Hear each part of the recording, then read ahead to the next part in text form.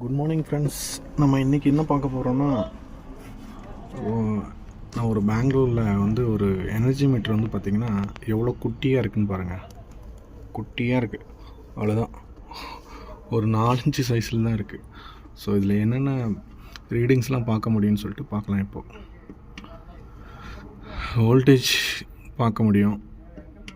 So அடுத்து பார்த்திங்கன்னா amps. So அடுத்து பார்த்திங்கன்னா வாட்ஸு. இது என்னன்னு தெரியல.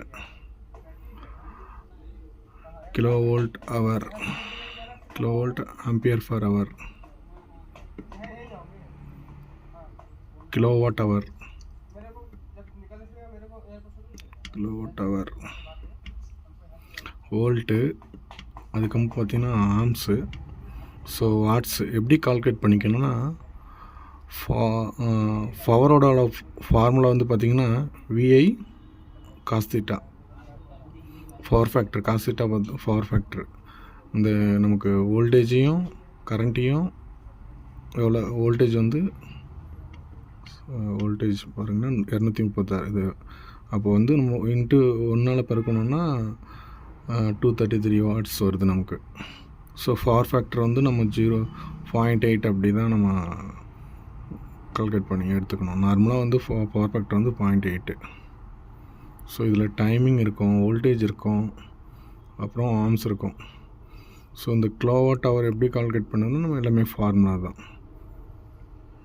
ஸோ வோல்ட்டு, அதுக்கப்புறம் பார்த்திங்கன்னா கரண்ட்டு ஈக்குவல் டு பவர் 230. இந்த இது எல்லாமே ஒரு கிலோவாட் ஹவரில் வந்து எவ்வளோ யூனிட் ஓடுன்றது தான் நம்ம கால்குலேட் பண்ணிகிட்ருக்கு இந்த எனர்ஜி மீட்ரு, இந்த கிலோவாட் ஹவர். ஸோ இது எல்லாமே ஃபார்முலா தான்.